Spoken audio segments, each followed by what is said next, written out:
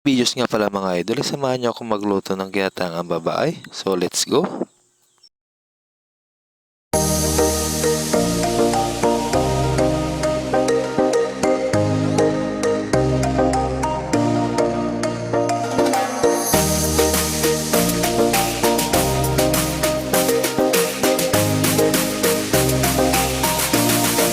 Pala kami guys sa bukid para kumuha nitong babae or alokon nga tawagin dito sa amin. Kasama ko pala dyan si Uncle Nog.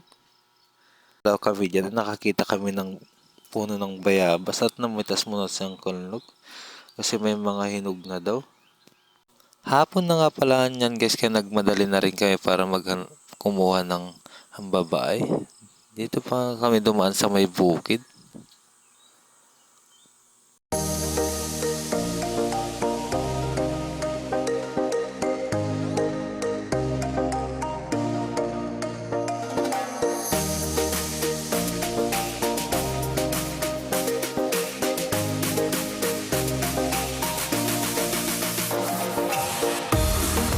Ayan na nga pala guys yung aming kukuhanan ng bulaklak ng babae. Taas lang nga pala ng kahoy niya pero wala kayong panungkit. Ginawa ko na nga lang pala dyan mga idol at tinalon ko na lang yung mga medyo mababang sanga para makuha na.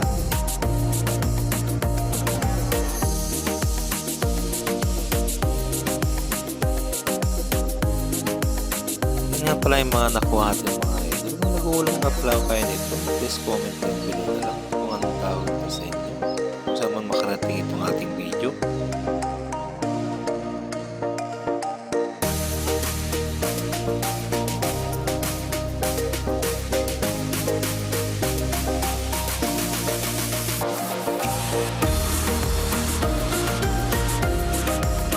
Sumama rin pala sa akin isang kulong para kumuha rin ng kanilang pangkulang.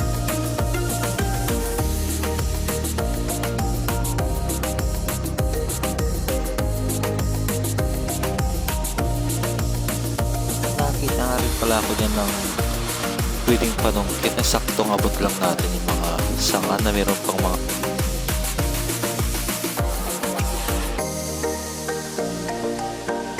at tapos na rin pala kami ng gumawa mga idol at yun ang ating nakuha.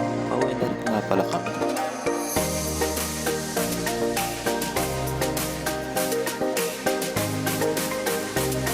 At habang naglalakad naman nga pala kami mga idol, nakita naman ako ng puno ng bayabas. Kaya kumuha ulit tayo. Meron nga rin pala dyan mga idol ang puno ng katuday pero ang taas naman kaya di na rin kami kumuha at nagmanalig na rin kami umuwi para maluto na rin namin itong aming ulam. Nagkain na nga rin pala ako dyan mga idol ng nyog at merong batang kumukuha sa ating kinakain kasi ito daw ang gustong gusto niya, papakit. Pero wag lang ang kasi baka magprurot.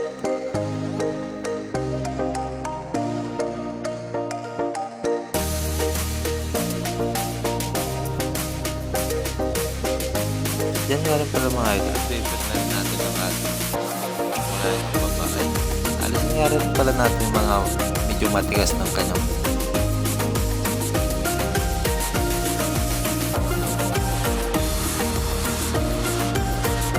tapos na rin pala natin maayos ang mahilig.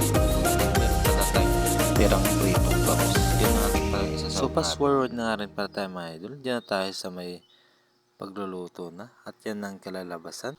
Salamat nga rin pala mga idol sa panonood. Maraming salamat sa inyo sa suporta. Please follow.